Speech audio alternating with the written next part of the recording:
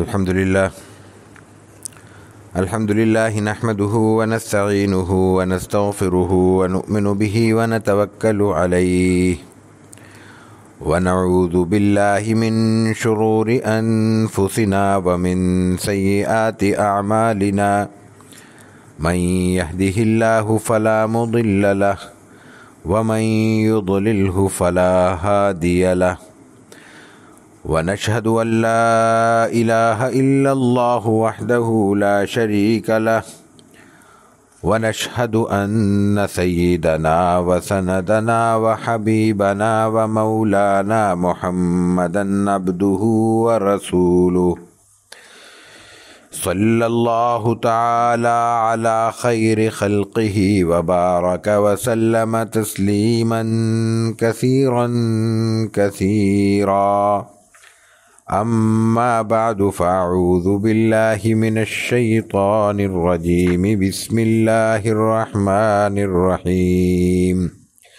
لقد كان لكم في رسول الله أسوة حسنة.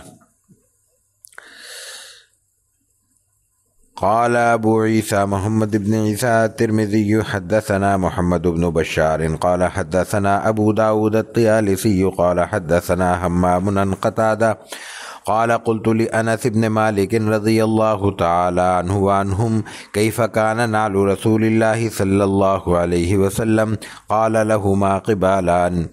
وبه قال حدثنا أبو كريب محمد بن العلاء قال حدثنا وكيع عن سفيان عن خالد الحذاء عن عبد الله بن الحارث عن ابن عباس رضي الله تعالى عنه وعنهم قال كان لنعل رسول الله صلى الله عليه وسلم قبالان مسني شراكهما. وبه قال حدثنا أحمد بن منيع ويعقوب بن إبراهيم قال حدثنا أحمد الزبيري قال حدثنا عيسى بن طهمان قال أخرج إلينا أنس بن مالك رضي الله تعالى عنه وعنهم نعلين جرداوين لهما قبالان. قال فحدثني ثابت بعد عن أنس أنهما كانتا نعلي رسول الله صلى الله عليه وسلم.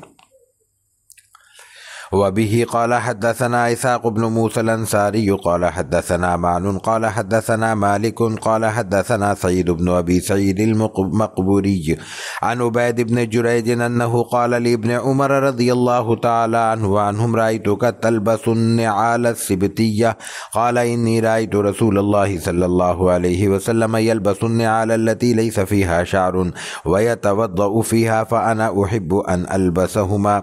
وبه قال حدثنا إسحاق بن منصور قال حدثنا عبد الرزاق عن معمر عن ابن أبي ذئب عن صالح مولى التوأمة عن أبي هريرة رضي الله تعالى عنه وعنهم قال كان لنعل رسول الله صلى الله عليه وسلم قبالان صدق الله العظيم وصدق رسوله النبي الكريم ونحن على ذلك لمن الشاهدين والشاكرين والحمد لله رب العالمين. آج شمائل ترمذی کے سلسلے کا یہ چھٹا درس ہے اور ویسے 72واں درس ہے، اور اس میں ہم آج باب شروع کریں گے باب ما جاء فی نعل رسول اللہ صلی اللہ علیہ وسلم، جناب رسول اکرم صلی اللہ علیہ وسلم کے نالین مبارک۔ ایک بات تو بار بار دہرائی جانے والی یہ ہے کہ رسول اکرم صلی اللہ علیہ وسلم کی نسبت سے یہ تصور کیجئے کہ ایک ایک چیز کو بار بار اور مختلف باریکیوں اور اس کی جزوی تفصیلات کے ساتھ محفوظ کیا گیا ہے۔ کسی بھی بڑی سے بڑی شخصیت کو لے لیجئے، اور آج تو میوزیم کا دور ہے کہ ان کے استعمال کا سامان اور چیزیں محفوظ کر دی جاتی ہیں، لیکن تصور کیجئے کہ کیا اس دور میں بھی کسی شخص کے بارے میں جس سے لوگوں کی عقیدت اور احترام وابستہ ہو اتنی تفصیل کے ساتھ چیزیں محفوظ ہیں یا ہو سکتی ہیں؟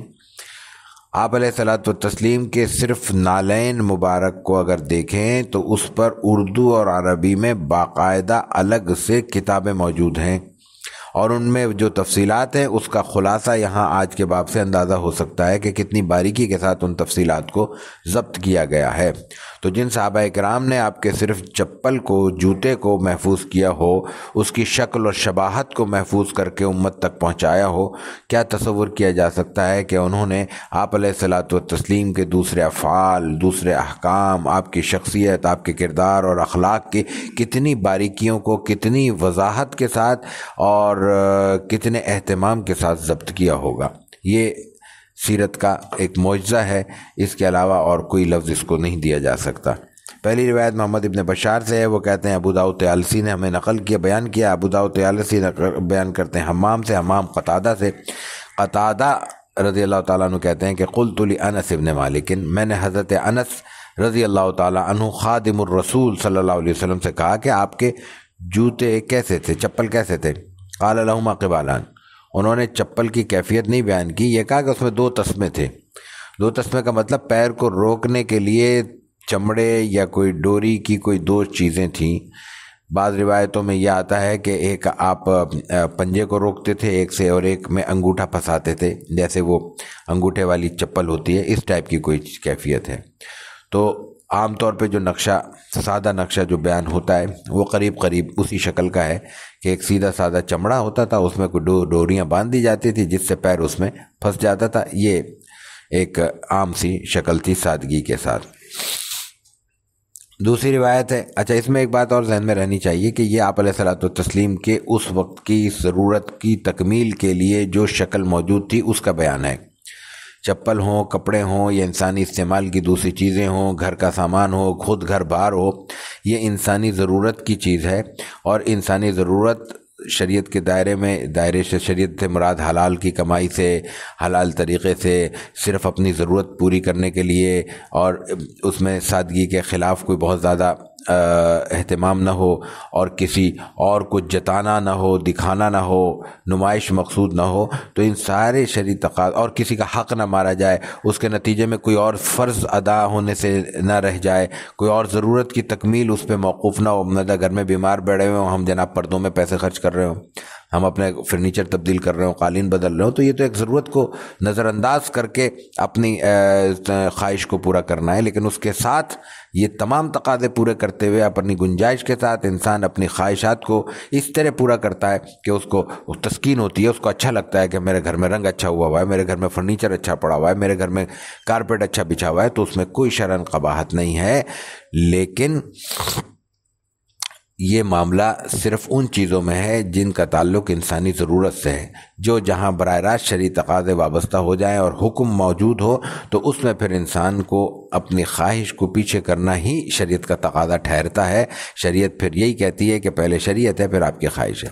تو آپ علیہ الصلوۃ والتسلیم کے چپل کا معاملہ ہو، کپڑوں کا معاملہ ہو، عمامے کا معاملہ ہو، رنگت پسند کرنے کا معاملہ ہو، کپڑوں کی مختلف اقسام کا معاملہ ہو، یہ سب ذوق کی چیزیں ہیں۔ کوئی آپ علیہ الصلوۃ والتسلیم کی محبت میں ابن عمر جیسا جذبہ رکھتا ہو رضی اللہ تعالیٰ عنہما، تو وہ اس کو پورا کرے، اللہ کے یہاں سعادت ہوگی۔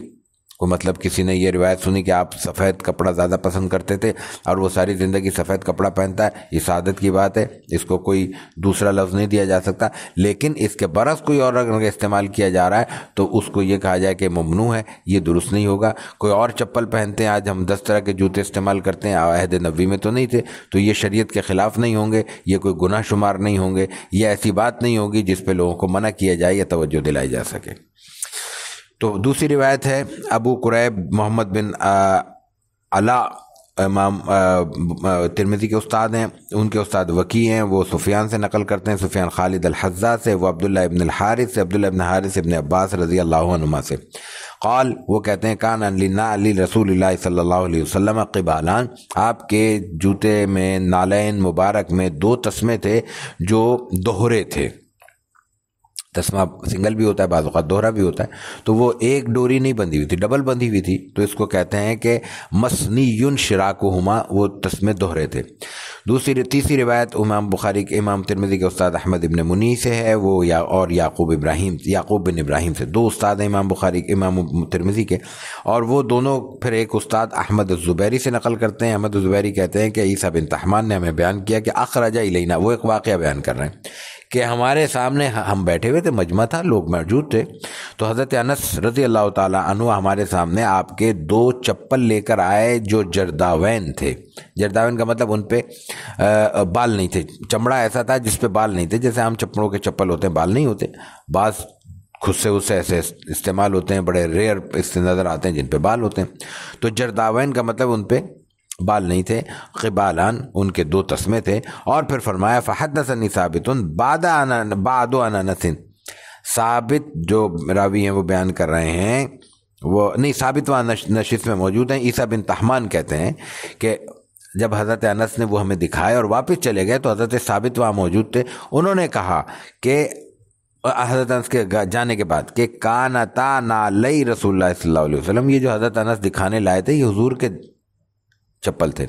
اب دیکھیں احتیاط کا پہلو، جب حضرت انس نے وہ چپل دکھائے تو کیا کسی کو ذہن میں آیا ہوگا کہ یہ حضور کے چپل نہیں ہیں، حضرت انس کے؟ اپنے حضرت انس کس کے چپل دکھائیں گے؟ ابو بکر کے تو نہیں دکھائیں گے، عمر کے تو نہیں دکھائیں گے، اپنے بھی نہیں دکھائیں گے، اپنے والد کے بھی نہیں دکھائیں گے۔ تو ایک کامن سی بات تھی، لیکن اس کے باوجود حضرت ثابت وہاں موجود تھے، انہوں نے اہتمام کے ساتھ بیان کیا کہ یہ یاد رکھو، کیونکہ نئے لوگ تھے، ایسے لوگ بھی ہوں گے جو ظاہر کے صحابی نہیں، تابعین کے درجے کے لوگ ہوں گے، اور ممکن ہے اس میں کچھ ایسے لوگ ہوں جن کو زیادہ واقفیت نہ ہو ان چیزوں سے۔ انہوں نے کہا بھائی حضور کے چپل تھے، تاکہ بات محفوظ ہو جائے، واضح ہو جائے۔ چوتھی روایت ہے امام ترمذی کے استاد اسحاق ابن موسیٰ الانصاری سے، وہ کہتے ہیں معن نے بیان کیا، وہ کہتے ہیں مالک نے، مالک کہتے ہیں سعید ابن ابی سعید المقبوری سے روایت ہے، وہ مقبوری روایت کرتے ہیں عبید بن جریج سے، وہ کہتے ہیں لابن عمر انہ قال لابن عمر، انہوں نے حضرت ابن عمر، یہ ایک اور حضور کے صلی اللہ علیہ وسلم کے عاشق زار ہیں، صحابی ہیں، اور سب سے بڑھ کر یہ کہ آپ سے انتہائی قریبی الفت اور تعلق کا اظہار کرنے والی شخصیت ہیں، عملی اظہار کرنے والی شخصیت۔ وہ کہتے ہیں کہ میں نے ابن عمر رضی اللہ عنہما سے کہا رأیتک تلبس النعال السبتیہ، ہم آپ کو دیکھتے ہیں کہ آپ سبتی چپل پہنتے ہیں۔ سبتی چپل کا مفہوم ہے وہی جرداوین، ایسا چپل جس پہ سے کھال کے اوپر سے بال حذف کر دیے جائیں۔ جب چمڑے کو رنگا جاتا ہے عام طور پہ دباغت ہوتی ہے تو اس پہ سے عام طور پہ بال ہٹا دیے جاتے ہیں، بال رکھنے کے لیے الگ سے کوشش کرنی پڑتی ہے، ورنہ بال خود ہی وہ کیمیکل لگنے کے بعد وہ اڑ جاتے ہیں۔ تو وہ سبتی چپل اس کو کہتے ہیں جو بالکل اوپر سے صاف ہو، جس پہ بالوں کا نشان نہ ہو۔ تو کہتے ہیں ہم نے کہا کہ آپ سبتی چپل کیوں پہنتے ہیں؟ تو وہ انہوں نے کہا کس نے؟ ابن عمر رضی اللہ عنہ نے، انی رأیت رسول اللہ صلی اللہ علیہ وسلم یلبس النعال التي لیس فیہا شعر، ہم نے آپ علیہ الصلوۃ والتسلیم کو ایسے چپل پہنے ہوئے دیکھا جس میں بال نہیں تھے، اور وہ یتوضأ فیہا، اور آپ اسی میں وضو کر لیا کرتے تھے، میں نے چپل پہنا وضو کر لی اس میں۔ تو فانا احب ان البسها، تو مجھے بھی وہی پسند ہے، میں نے بھی اس کو یہ پہننا شروع کر دیا۔ تو سبتی کسی برانڈ کا نام سمجھ لیں آج کی زبان میں، کوئی خاص شکل تھی اور خاص چمڑا تھا جس کو سبتی کہتے تھے، جس پہ بال نہیں ہوتے تھے، وہ آپ علیہ الصلوۃ والتسلیم نے پہنا ہے۔ اس لیے حضرت ابن عمر رضی اللہ عنہما کہتے ہیں کہ چونکہ آپ نے پہنا ہے، آپ کو پسند ہے تو مجھے بھی پسند ہے، ان کا تو مزاج یہی تھا۔ پانچویں روایت اسحاق ابن منصور سے، امام ترمذی کے استاد ہیں، اور وہ نقل کرتے ہیں عبدالرزاق سے، وہ معمر سے، یہ وہی چین ہے مشہور سیرت کی۔ عن ابن ابی ذئب، وہ ابو ذئب سے نقل کرتے ہیں، وہ صالح مولا توأمہ سے نقل کرتے ہیں، اور وہ نقل کرتے ہیں صالح مولا توأمہ، صالح نام ہے اور توأمہ کے وہ غلام ہیں، یہ آزاد کردہ ہیں۔ عن ابی ہریرہ رضی اللہ تعالی عنہ، ابو ہریرہ کیا کہتے ہیں؟ کان لنعل رسول اللہ صلی اللہ علیہ وسلم قبالان، آپ کے چپل میں 2 تسمے تھے، وہی بات جو پہلے نقل ہو چکی ہے۔ وبه قال حدثنا احمد بن منيع قال حدثنا ابو احمد قال حدثنا سفيان عن السدي قال حدثني من سمع عمرو بن حريث يقول رأيت رسول الله صلى الله عليه وسلم يصلي في نعلين مخصوفتين۔ یہ ایک اور روایت ہے، اس میں ایک اور بات بیان ہوئی ہے۔ امام ترمذی کے استاد احمد ابن منی ہیں، ان کے استاد ابو احمد ہیں، ان کے استاد سفیان ہیں، ان کے استاد سدی ہیں۔ سدی کہتے ہیں کہ حدثنی من سمع عمرو ابن حریث، عمر ابن حریث سے ایک صاحب نے سنا، انہوں نے مجھے یہ بیان کیا، کیا؟ رأیت رسول اللہ صلی اللہ علیہ وسلم، میں نے آپ علیہ الصلوۃ والتسلیم کو دیکھا، یصلی، نماز پڑھ رہے تھے، فی نعلین مخصوفتین، 2 ایسے چپلوں میں جن میں چمڑے کا جوڑ لگا ہوا تھا، اب دو باتیں اس میں قابل غور ہیں. ایک یہ کہ آپ نماز پڑھ رہے تھے تو چپل میں نماز پڑھی جا سکتی ہے اگر اس میں گندگی لگی ہوئی نہ ہو. یہ بات ہم پہلے بھی عرض کر چکے ہیں کہ عام طور پر نماز جنازہ میں ہمارے ہاں ہندوستان پاکستان میں یہ مسئلہ پیش آتا ہے. سڑک پہ کھڑے ہیں، تپتا ہوا موسم ہے، شدید گرمی ہے، اور جناب آواز لگے گی چپل اتار لیں. بھئی کیوں اتار لیں؟ جس فرش پہ کھڑے ہیں وہ کیا چپل سے زیادہ پاک ہے یا چپل سڑک سے زیادہ ناپاک ہے؟ چپل کا حکم واضح ہے، صاف ہے، اس میں کوئی قباحت نہیں ہونی چاہیے. ایک ہے ادب، ایک ہے فرض. ادب یہی ہے کہ جب ہم کسی ایسے ماحول میں، ہم اپنے گھروں میں بھی جب جاتے ہیں، بہت سی جگہوں پہ ایسی ہم نے مقرر کیا ہوا ہوتا ہے کہ وہاں چپل لے کے نہیں جاتے لوگ. کارپیٹ بچھا ہوا ہے یا پوچھا آیا ہوا اور گھروں میں مزاج ہے کہ وہاں چپل لے کے نہیں چلنا، تو ہم چپل لے کے جاتے ہیں. تو یہ ادب ہے، یہ تہذیب ہے، یہ نفاست ہے کہ بھئی مٹی آئے گی ساتھ. اس کا شریعت سے کوئی تعلق. چپل لے کے چلے گئے تو کوئی ہمیں کفارہ نہیں دینا ہوگا، کوئی گناہ نہیں ہوگا، کوئی استغفار نہیں کرنا. ہاں میزبان کے گھر اس کی مرضی کے خلاف چلے گئے تو اس سے معذرت کرنی چاہیے ہم کو، بس سمپل سی بات ہے. اس سے ہٹ کر دیکھیں، یہ مسجد ہے،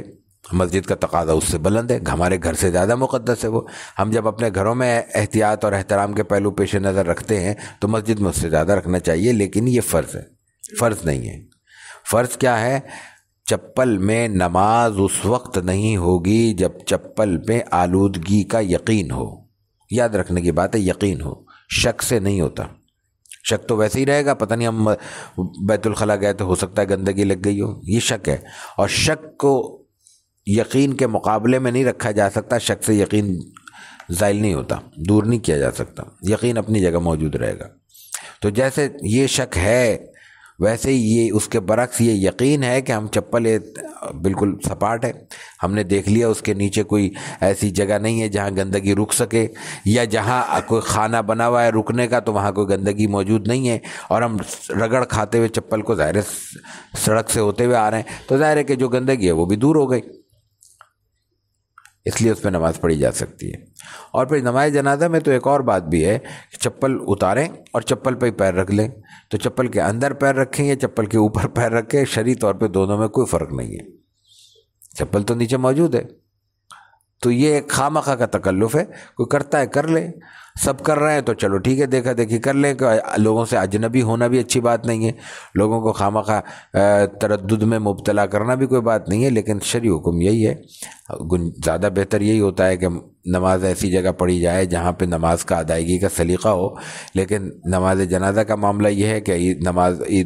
مساجد میں نہیں ہوتی تو باہر ہر جگہ ان شہروں میں خاص طور سے المیہ یہ ہے کہ اب جگہ ہی نہیں ہے تو وہی سڑکیں روکی جاتی ہیں، سوائے بعض جگہوں کے کہ وہاں پہ ہمیں کوئی گراؤنڈ میں اثر آ جاتا ہے تو وہاں تو ٹھیک ہے. لیکن سڑکوں پہ نیچے کھڑے ہونے سے پھر بہتر ہے، اور خاص طور سے گرم موسم میں کہ آدمی چپل میں نماز ادا کر لے. آپ علیہ الصلوۃ والتسلیم نے چپل میں نماز ادا کی ہے، یہ روایت موجود ہے. ایک بات. دوسرا یہاں ذکر فرمایا یصلی فی نالین، ایک بات مخصوفتین، نالین مخصوفتین، ایسا چپل جس میں ایک چمڑے کی جگہ دو چمڑے جڑے ہوئے ہوں. اب دو چمڑوں سے مراد کیا ہے؟ ایک چمڑے سے، دو چمڑوں سے مرادیں دو ہو سکتی ہیں. ایک تو یہ کہ اس کی بناوٹ ایسی ہے کہ دو ٹکڑوں کو جوڑ کے بنایا گیا. آج کل چپل تو ایک سنگل پیس میں تو ہوتا ہی نہیں، آج کل کے جوتے تو ہیں وہ تو ایک سے زائد ٹکڑوں میں ہوتے ہیں. بعض اوقات یہ ہوتا ہے کہ چپل کے نیچے ایک تلوا جوڑ دیا جاتا ہے، وہ بھی شکل ہو سکتی ہے. اور یا یہ ہے کہ چپل ٹوٹ گیا تو اس میں جوڑ لگا لیا، تو یہ کوئی بھی شکل ہو سکتی ہے. نالین مخصوفتین کا مطلب یہ ہے کہ آپ صلاۃ التسلیم، میں وہی عرض کر رہا ہوں جو میں نے گزشتہ حدیث کے بیان میں عرض کیا کہ آپ علیہ الصلوۃ والتسلیم کے ایک ایک معاملے میں اب چپل کا شریعت سے براہ راست کیا تعلق ہو سکتا ہے، اس میں اتنی باریکی کے ساتھ آپ علیہ الصلوۃ والتسلیم کی نسبت سے چیزوں کو محفوظ کیا جا رہا ہے اور جوڑا جا رہا ہے اور اس کو بیان کیا جا رہا ہے. یہ ہمارے لیے اہم ترین بات ہے جس پہ پیش نظر رکھنا چاہیے. وبه قال حدثنا إسحاق بن موسى الأنصاري قال حدثنا معن قال حدثنا مالك عن أبي زياد عن الأعرج عن أبي هريرة رضي الله تعالى عنه وعنهم أن رسول الله صلى الله عليه وسلم قال لا يمشين أحدكم في نال واحدة لينعلهما جميعا أو ليحفيهما جميعا. وبه قال حدثنا قتيبة عن مالك عن أبي الزناد نحوه. وبه قال حدثنا إسحاق بن موسى قال حدثنا معن قال حدثنا مالك عن أبي الزبير عن جابر أن رسول الله صلى الله عليه وسلم نهى أن يأكل يعني الرجل بشماله أو يمشي في نال واحدة. وبه قال حدثنا قتيبة عن مالك وحدثنا إسحاق بن موسى قال حدثنا معن قال حدثنا مالك عن أبي الزناد بن أبي الزناد عن الأعرج عن أبي هريرة رضي الله تعالى عنه أن النبي صلى الله عليه وسلم قال إذا انتعل أحدكم فليبدأ باليمين وإذا نزع فليبدأ بالشمال فلتكن اليمنى أولهما تنعل وآخرهما تنزع.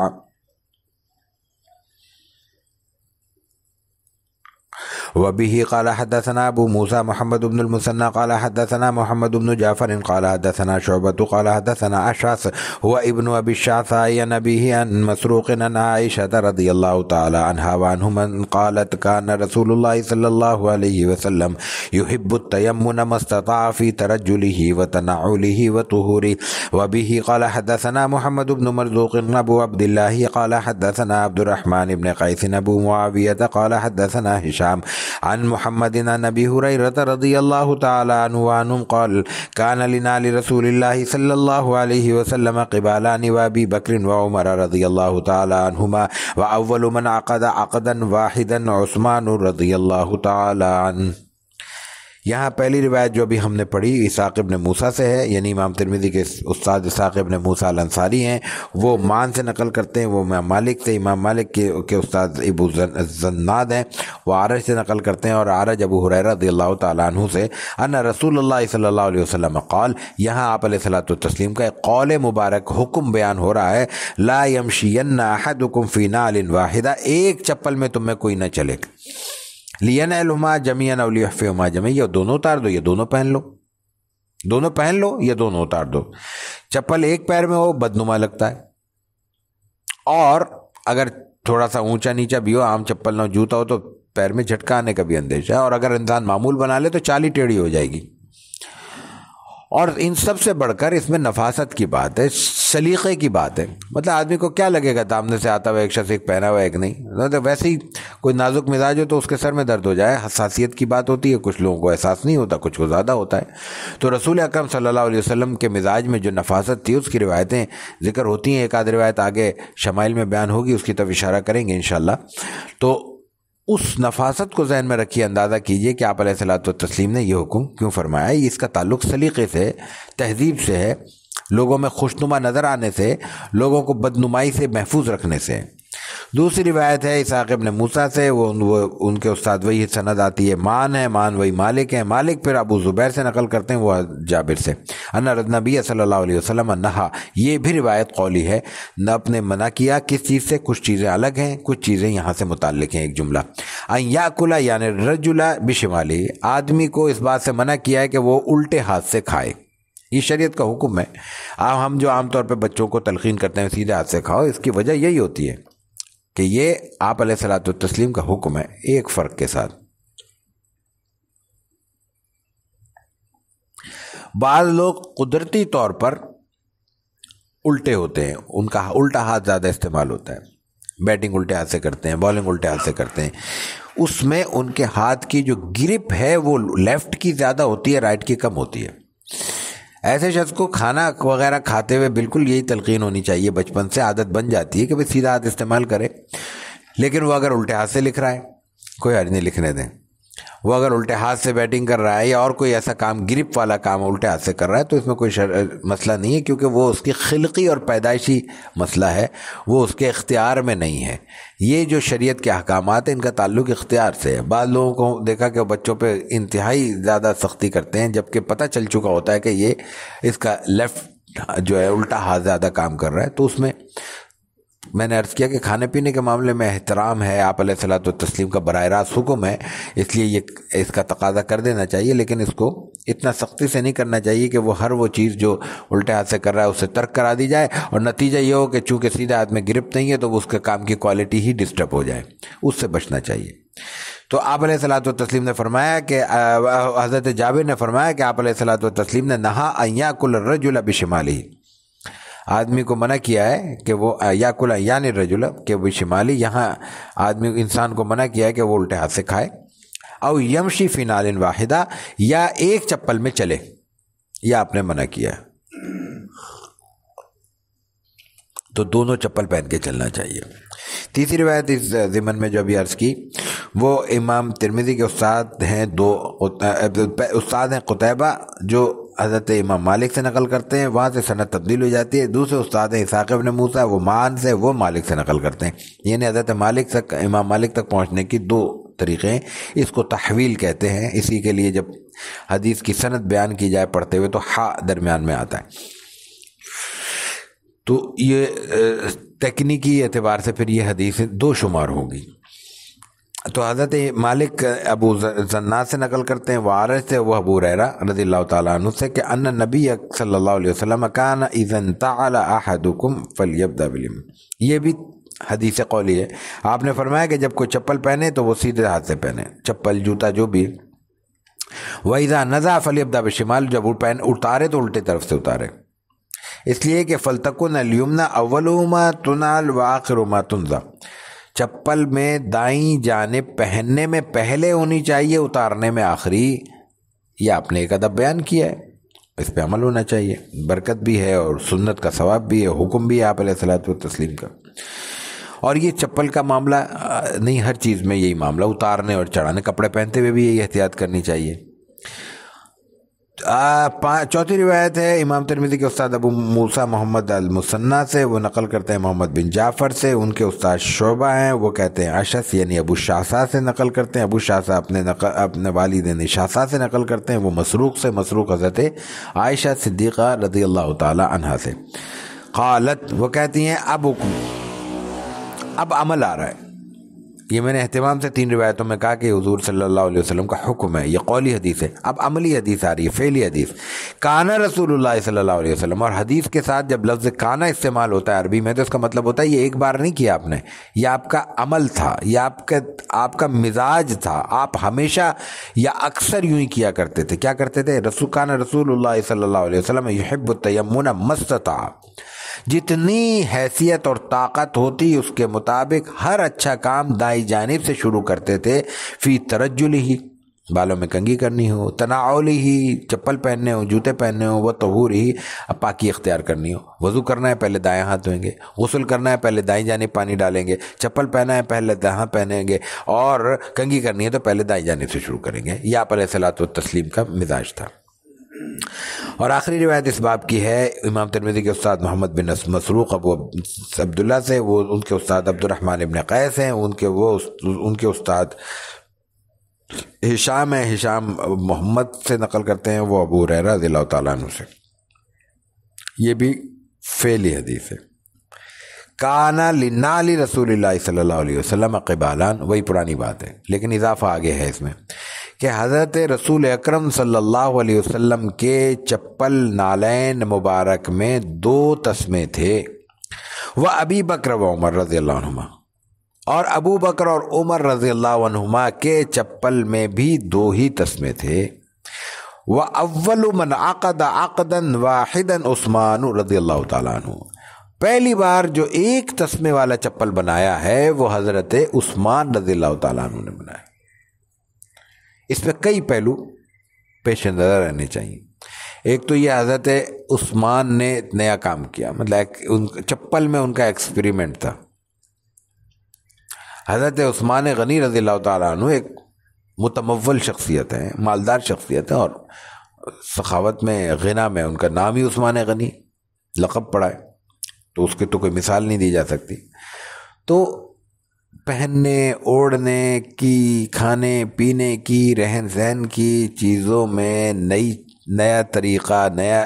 انداز اختیار کرنا، یہ متمول افراد کا مزاج ہوتا ہے۔ 2 پیسے فالتو ہوتے ہیں تو آدمی کو پھر نئی چیز سوچتی ہے نا۔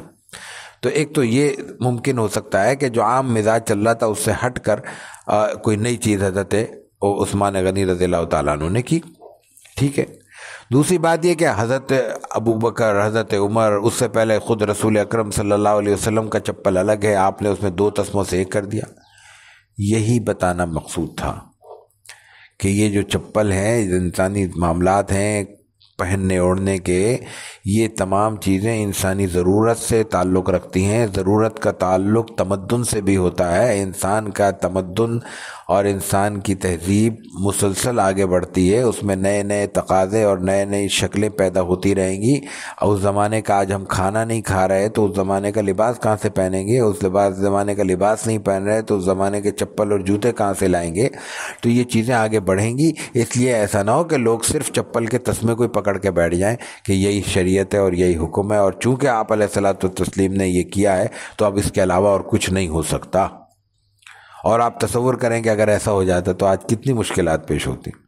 بند جوتے پہننے کی ضرورت ہے، کہاں سے کیسے پہنتے؟ ظاہر ہے کہ یہ موسم ہے، میرے تو پیر خراب ہو جاتے ہیں، مجھے تو بڑا مشکل ہوتا ہے، زخم بن جاتے ہیں، ہمیں تو احتیاط کرنی پڑتی ہے۔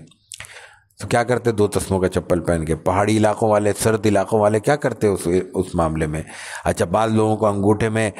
تکلیف ہو جاتی ہے، وہ تسمہ پہن ہی نہیں سکتے، بعض لوگوں کے ایڑی میں تکلیف ہو جاتی ہے، بعض لوگوں کے تلوے میں تکلیف ہو جاتی ہے، ان کے لیے الگ سے جوتے بنائے جاتے ہیں، الگ سے ان کو سپورٹ دی جاتی ہے۔ کیسے کرتے؟ یہ اس ساری مشکل سے بچانے کی اللہ کی ایک تکوین بھی تھی کہ اللہ تعالیٰ نے اس طرح ان صحابہ کرام کو، جلیل القدر خلفائے راشدین کو یہ توفیق عطا کی کہ انہوں نے اس قسم کی مشکلات کو روکا۔ یہی حضرت عثمان غنی رضی اللہ تعالیٰ عنہ کے فضائل میں یہ بات شامل ہونی چاہیے۔ اور اسی نوعیت کا جو ایک اس سے زیادہ اہم معاملہ ہے وہ ہے منبر نبوی صلی اللہ علیہ وسلم کا۔ رسول اکرم صلی اللہ علیہ وسلم 3 سیڑھیاں چڑھ کے خطبہ دیا کرتے تھے۔ حضرت ابوبکر اس سے 1 سیڑھی دبر نیچے آ گئے، حضرت عمر نیچے 1 تیسری سیڑھی نیچے آ گئے، حضرت عثمان کہاں جاتے؟ اور آج کا خطیب کہاں ہوتا؟ سوچنے کی بات ہے، ایک سیڑھی اترتے جاتے تو آج کا خطیب کہاں کھڑا ہوتا؟ حضرت عثمان اوپر چلے گئے، انہوں نے کہا نہیں، میں اوپر کھڑے ہو کے بانوں۔ اس کا مطلب اب آسان ہے، اب 3 خود سیڑھی چڑھیں، 4 سیڑھی چڑھیں، کوئی شریعت کی کا تو حکم پہلے بھی نہیں تھا، کوئی سنت کی خلاف ورزی نہیں ہوتی۔ اس لیے کہ رسول اکرم صلی اللہ علیہ وسلم نے، اب دیکھیں اللہ تعالیٰ کی طرف سے کیسے یہ معاملات طے ہوتے ہیں، تکوین جس کو ہم کہتے ہیں، اللہ کا نظام، کہ رسول اکرم صلی اللہ علیہ وسلم نے خود فرما دیا کہ علیکم بسنتی و سنت الخلفاء الراشدین المہدیین عضوا علیہا بالنواجذ، کہ تم پر جیسے میری سنت لازم ہے ویسے میرے خلفاء راشدین کی سنت بھی لازم ہے، اور ان کو دانتوں سے نہیں ڈاڑھوں سے پکڑ لینا۔ نواجذ کہتے ہیں ڈاڑھوں کو، پچھلی،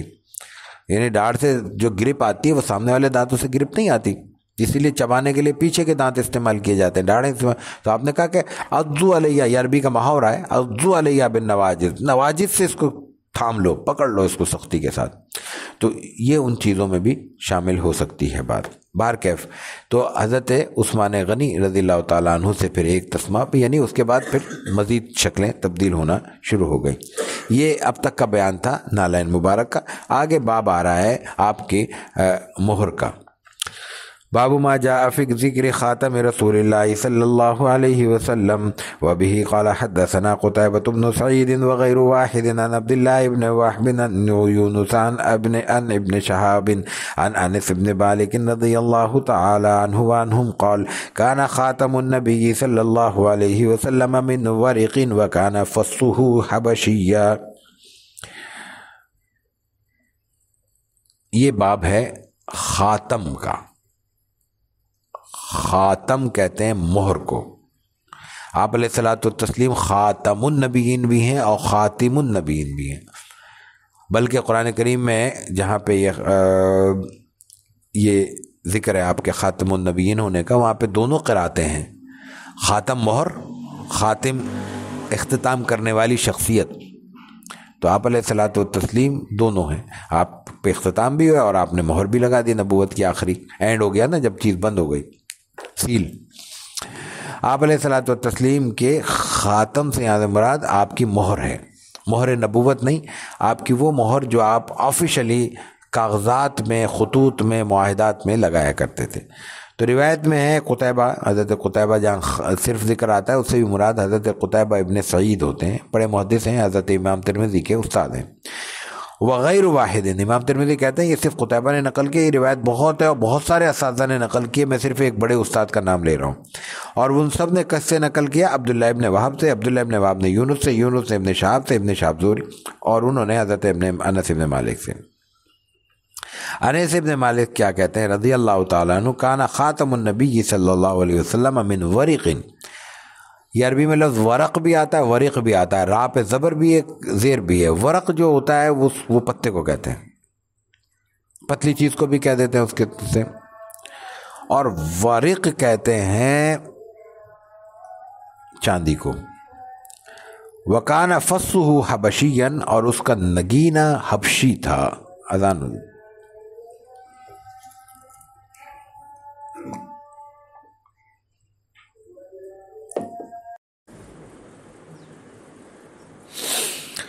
تو آپ علیہ الصلوۃ والتسلیم کی جو مہر تھی وہ چاندی کی تھی، اور اس کا نگینہ حبشی تھا۔ حبشی نگینے سے مراد یا تو اس کا نگینہ ساز حبشی ہو سکتا ہے، کوئی حبشہ سے تعلق رکھتا ہو۔ ایک روایت اور بعض شارحین کا خیال یہ ہے کہ اس سے یہ عقیق کا تھا، اور سیاہ عقیق اس میں تھا لگا ہوا، تو اس لیے اس کو سیاہی کی نسبت سے حبشی قرار دیا گیا ہے۔ جو بھی بات ہو، لیکن یہاں دو باتیں ذہن میں رہنی چاہیے۔ آپ علیہ الصلوۃ والتسلیم کی دو طرح کی ایک سے زائد انگوٹھیاں تھیں۔ ایک وہ انگوٹھی تھی جس کا آگے ذکر آ رہا ہے، جو آپ کی آفیشل اسٹیمپ تھی، سرکاری مہر کے طور پر جو استعمال ہوتی تھی۔ وہ عام طور پر پہنتے نہیں تھے، پہنتے تھے، اس کا بھی ذکر آتا ہے روایت میں، لیکن عام طور پر وہ پہنتے نہیں تھے، بلکہ کسی صحابی کے پاس ہوتی تھی، جیسا ہوتا ہے کہ وہ دفتر میں محفوظ ہوتی ہے۔ یہ صرف کاغذات میں خطوط کے آخر میں لگا کرتی تھی، اس کا ذکر آگے آ رہا ہے۔ اور ایک آپ عام استعمال کے لیے پہنتے تھے۔ وہ جو عام استعمال کی انگوٹھی تھی اس میں بھی پھر کئی شکلیں آتی ہیں، تھیں وہ چاندی کی، سونے کی بھی آپ نے بنائی، لیکن آپ ممانعت آئی تو آپ نے وہ پھینک دی۔ چاندی کی جو انگوٹھیاں تھیں ان میں ایک میں یہی آتا ہے کہ اس کا جو ہے نا حفظہ حبشین، ایک آتا ہے حفظہ من الفضۃ، کہ وہ اس کا جو نگینہ ہے وہ بھی چاندی کا تھا۔ تو یہ اس سے یہی مراد ہو سکتا ہے کہ ایک سے زائد انگوٹھیاں تھیں، اور یہ کوئی ایسی بڑی بات نہیں ہے۔ ہر جو شخص جو چیز استعمال کرتا ہے وہ ایک سے زائد ہوتی ہیں، اینک زیادہ ہوتی ہیں، ایک سے زائد، گھڑی ایک سے زائد ہو سکتی ہے آدمی کے پاس، انگوٹھیاں ایک سے زائد ہو سکتی ہیں، استعمال کی چیزیں ہو سکتی ہیں۔ تو اس کے پاس جس صحابی نے جو کیفیت دیکھی، جس حالت میں آپ کے ہاتھ میں جو انگوٹھی ملاحظہ کی، وہ انہوں نے بیان کر دی۔ تو یہاں جو روایت میں آتا ہے وہ یہ ہے کہ آپ کی انگوٹھی چاندی کی تھی اور اس کا نگینہ حبشی تھا، بس اتنی بات آتی ہے۔ وبه قال حدثنا قتيبة قال حدثنا أبو عوانة عن أبي بشر عن نافع عن ابن عمر رضي الله تعالى عنهما أن النبي صلى الله عليه وسلم اتخذ خاتما من فضة فكان يختم به ولا يلبسه۔ اب یہ وہ بات ہے جو میں نے عرض کی ابھی، کہ آپ علیہ الصلوۃ والتسلیم کی جو مہر والی انگوٹھی تھی وہ آپ پہنا نہیں کرتے تھے۔ امام ترمذی کے استاد وہی قتیبہ ہیں، ان کے استاد ابو عوانہ ہیں، ابو عوانہ ابی بشر سے نقل کرتے ہیں، وہ حضرت نافع سے، نافع ابن عمر رضی اللہ تعالیٰ عنہ سے، ان نبی صلی اللہ علیہ وسلم، حضور اللہ صلی اللہ علیہ وسلم نے سونے چاندی کی ایک مہر بنوائی، فکانا یختم بہ ولا یلبسہ، آپ اس سے مہر لگایا کرتے تھے، اس کو پہنا نہیں کرتے تھے، لیکن کبھی پہنی بھی ہے، وہ آگے آ رہا ہے۔ وبه قال حدثنا محمود بن غيلان قال أخبرنا حفص بن عمر بن عبيد هو الطنافسي قال حدثنا زهير أبو خيثمة عن حميد عن أنس بن مالك رضي الله تعالى عنه وعنهم قال كان خاتم رسول الله صلى الله عليه وسلم من فضة فصه منه۔ یہ روایت امام ترمذی کے استاد محمود بن غیلان سے ہے، وہ نقل کرتے ہیں حفص بن عمر بن عبید هو التنافسي، ان کا لقب تنافسی نسبت، وہ نقل کرتے ہیں زہیر ابو خیثمہ سے، وہ حمید سے، حمید انس ابن مالک رضی اللہ تعالیٰ عنہ سے، کانا خاتم رسول اللہ صلی اللہ علیہ وسلم من فضۃ فصو من۔ اب پہلے ایک روایت انس سے آئی ہے پہلی کہ کانا خاتم النبی من ورق وکانا فصو حبشین، یہ کہتے ہیں وکانا فصو من۔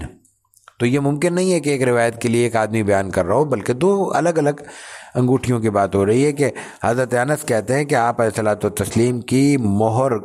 چاندی کی تھی اور اس کا نگینہ بھی چاندی کا تھا، یعنی اوپر کوئی ابھار جو بھی ہے وہ چاندی سے بنا ہوا تھا۔ وبه قال حدثنا إسحاق بن منصور قال حدثنا معاذ بن هشام قال حدثني أبي عن قتادة عن أنس بن مالك رضي الله تعالى عنه وعنهم قال لما أراد النبي صلى الله عليه وسلم أن يكتب إلى العجم قيل له أن العجم لا يقبلون إلا كتابا عليه خاتم فاصطنع خاتما فكأني ينظر إلى بياضه في كفه. یہ وہ بات ہے جو ہم نے ابھی نقل کی، اور اس کے آگے بھی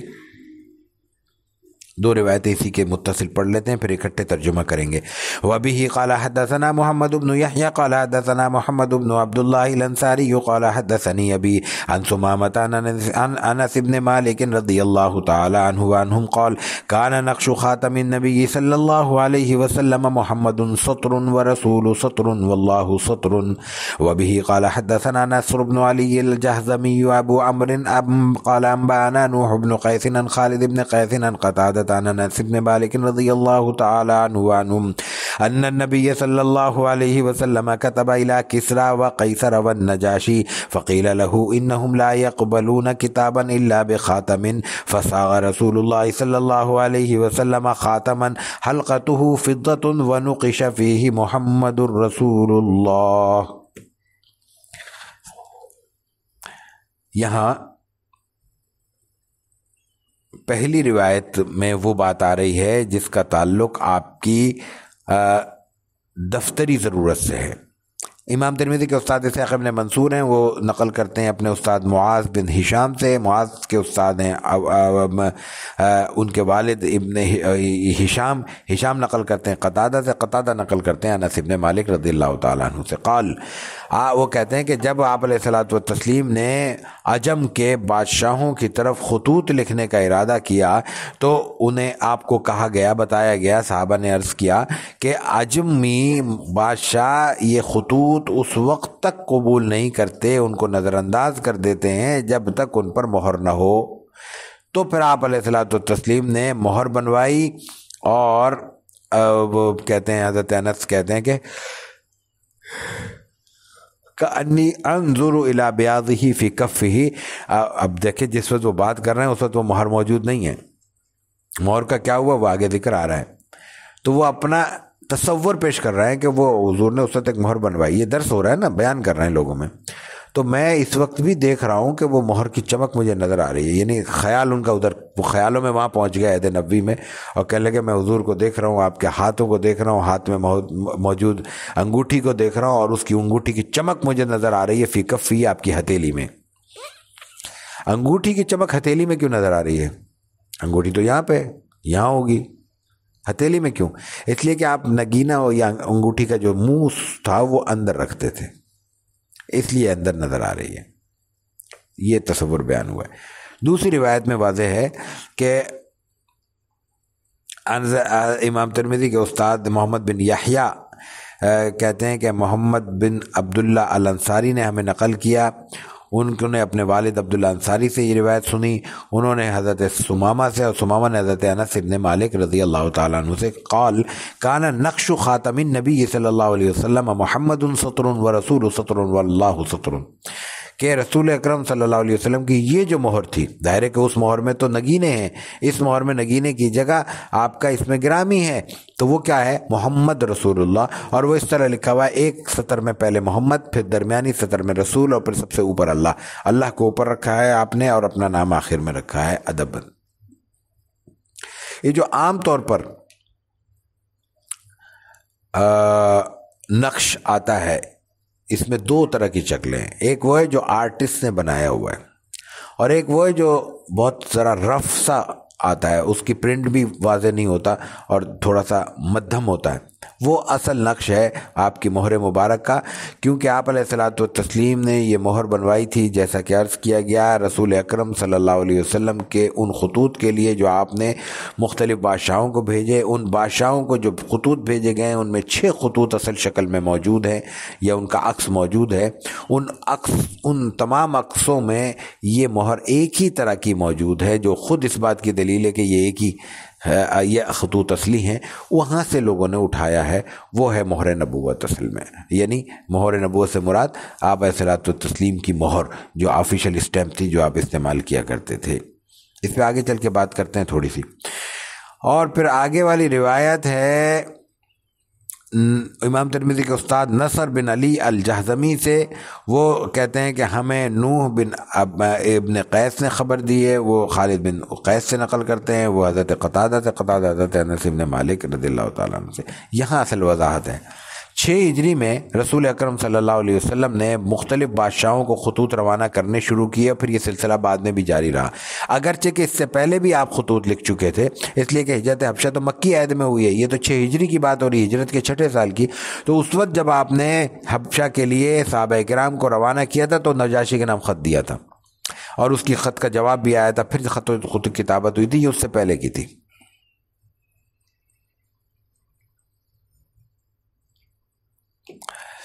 نجاشی کا جو خط اب محفوظ ہے، ایک خط کا عکس موجود ہے، ذکر آتا ہے کتابوں میں، وہ بعد کا ہے، اس لیے کہ اس پہ مہر موجود ہے۔ اگر وہ خط پہلے کا ہوتا تو اس پہ مہر نہ ہوتی، اس وقت مہر بنی نہیں تھی مکی عہد میں، یہ تو 6 ہجری میں بن رہی ہے۔ تو آپ نے جو خطوط روانہ کرنے تھے وہ مختلف بادشاہوں کو، اس میں اسلام کی دعوت دینی تھی، اسلم تسلم، اسلام لے آؤ تم محفوظ ہو جاؤ گے، یہ بات کرنی تھی۔ تو اس وقت پھر آپ کو بتایا گیا کہ یہ عربوں کا کلچر ہے کہ کسی کو بھی کوئی خط کسی کی بھی جانب سے بھیج دیا جائے تو وہ قبول کر لیتے ہیں۔ یہ جو اجمیوں کی عربوں کے علاوہ ریاستیں ہیں، یہ بڑی متمدن ریاستیں ہیں، ان کے ہاں اپنا ایک کلچر ہے، ایک نظام ہے، اس میں بغیر مہر کے یہ کاغذات کو اہمیت نہیں دیتے، نظر انداز کرتے ہیں کہ کسی ایسے شخص نے بھیج دی، اس لیے آپ اس میں مہر لگائیں، کیونکہ قانونی دستاویز ہو جائے گی اور اس کی استناد بھی ہو جائے گا کہ ایتھینٹک ہے، یہ واقعی فلاں شخص کا ہے تو فلاں ہی کی مہر سے آیا ہے۔ تو اس وقت آپ نے مہر بنائی۔ اس سے اندازہ ہوتا ہے کہ آج بھی جو عربوں کے اندر مزاجن جو سادگی کا ایک کچھ جگہوں پہ جو بچ گیا ہے کھانے پینے میں وغیرہ عام ماحول میں، تو یہ اصل میں ان کا کلچر تھا، ان کا مزاج تھا۔ اس کے برعکس جو دوسری حکومتیں تھیں وہ متمدن تھیں اور متمول بھی تھیں، اور وہ تہذیب اور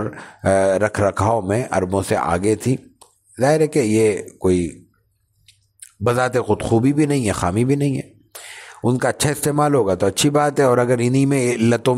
میں پڑھ کے جناب عیاشیوں کی طرف چلے جاتے ہیں جیسا کہ حکومتیں جاتی ہیں تو وہ غلط ہوگا، اس کا کوئی شرعی اعتبار سے اس کو نہ مثبت کہا جا سکتا ہے نہ منفی کہا جا سکتا ہے۔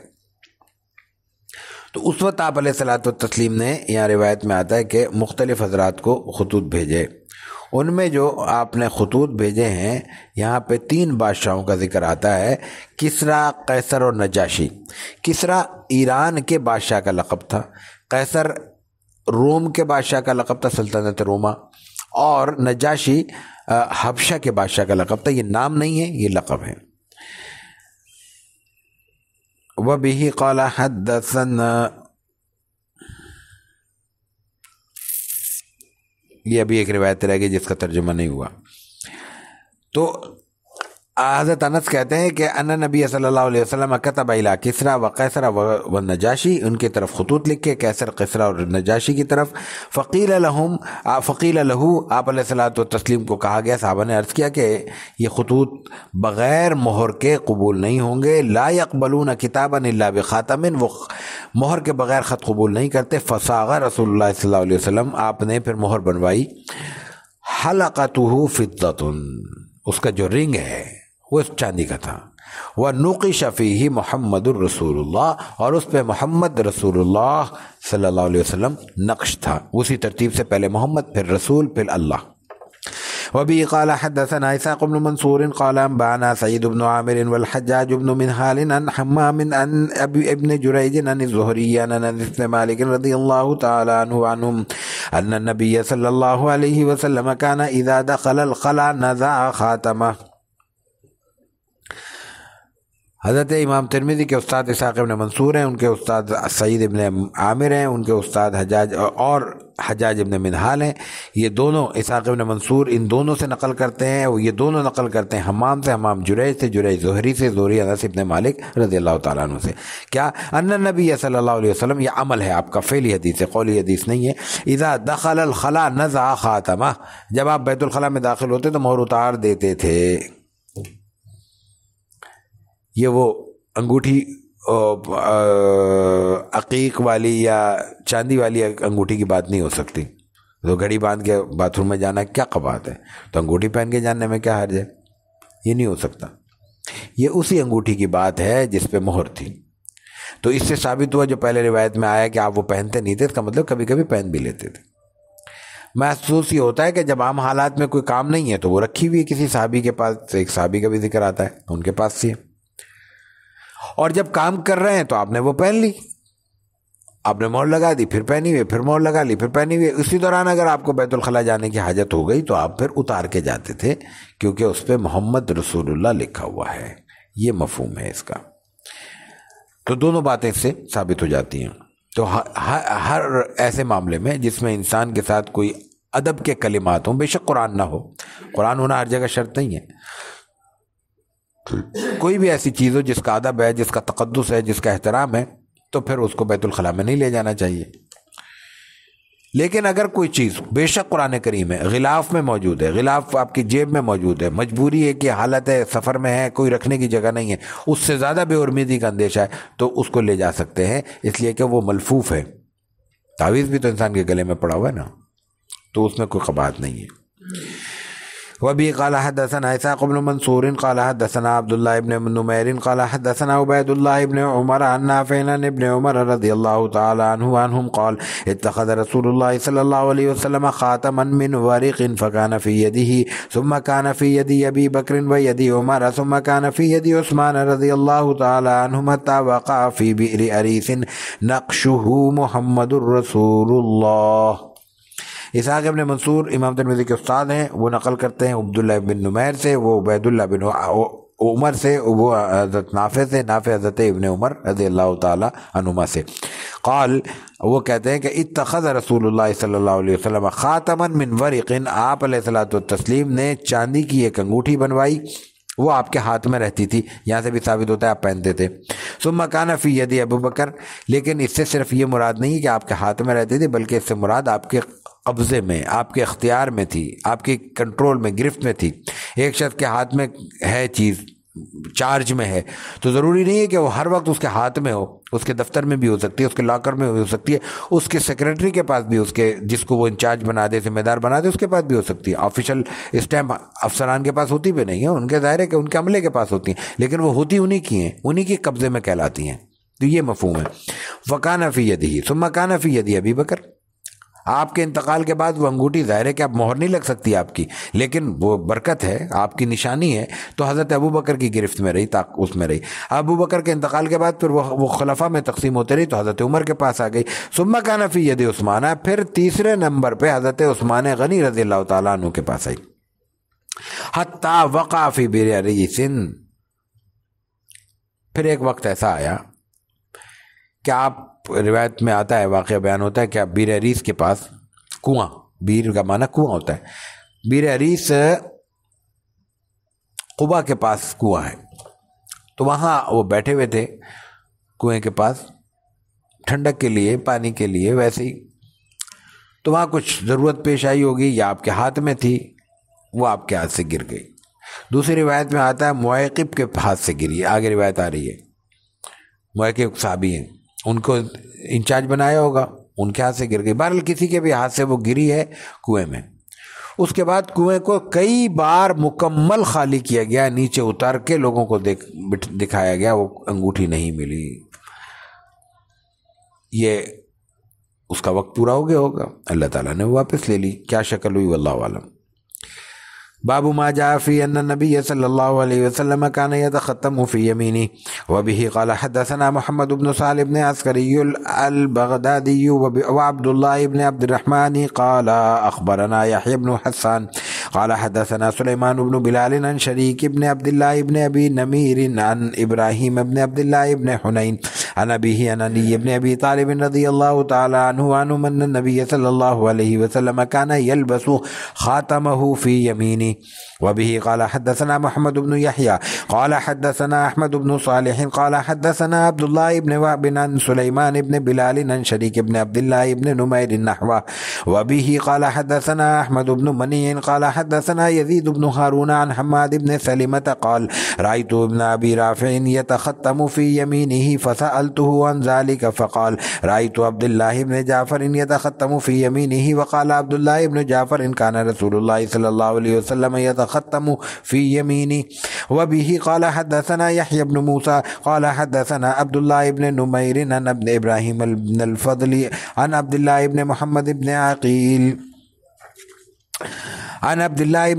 بن جعفر أن النبي صلى الله عليه وسلم كان يتختم في يمينه. وبه قال حدثنا أبو الخطاب زياد بن يحيى قال حدثنا عبد الله بن ميمون عن جعفر بن محمد عن أبيه عن جابر بن عبد الله رضي الله تعالى عنه وعنهم أن النبي صلى الله عليه وسلم كان يتختم في يمينه. وبه قال حدثنا محمد بن حميد الرازي قال حدثنا جرير عن محمد بن إسحاق عن الصلت بن عبد الله قال كان ابن عباس رضي الله تعالى عنه وعنهم يتختم في يمينه ولا إخاله إلا قال كان رسول الله صلى الله عليه وسلم يتختم في يمينه. وبه قال حدثنا محمد بن عمر قال حدثنا سفيان عن أيوب بن موسى عن موسى عن نافع عن ابن عمر رضي الله تعالى عنه وعنهم أن النبي صلى الله عليه وسلم اتخذ خاتما من فضة وجعل فصه مما يلي كفه ونقش فيه محمد رسول الله ونهى أن ينقش أحد عليه وهو الذي سقط من معيقب في بئر أريس. وبه قال حدثنا قتيبة بن سعيد قال حدثنا حاتم بن إسماعيل عن جعفر بن محمد عن أبيه قال كان الحسن والحسين رضي الله عنهما يتختمان في يسارهما. وبه قال حدثنا عبد الله بن عبد الرحمن قال حدثنا محمد بن عيسى وهو ابن الطباع قال حدثنا عباد بن العوام عن سعيد بن أبي عروبة عن قتادة عن أنس بن مالك رضي الله تعالى عنه وعنهم أن النبي صلى الله عليه وسلم كان يتختم في يمينه. وبه قال حدثنا محمد بن عبيد الله المحاربي قال حدثنا عبد العزيز بن أبي حازم عن موسى بن عقبة عن نافع عن ابن عمر رضي الله تعالى عنه وعنهم قال اتخذ رسول الله صلى الله عليه وسلم خاتما من فضة فكان يلبسه في يمينه فاتخذ الناس خواتم من ذهب فطرحه رسول الله صلى الله عليه وسلم وقال لا ألبسه أبدا فطرح الناس خواتمهم. یہ ہم نے پورا باب اکٹھے پڑھ دیا کیونکہ اس میں زیادہ بات نہیں ہے. اس باب کا عنوان ہے فی ان نبی صلی اللہ علیہ وسلم یتختم فی یمینہ،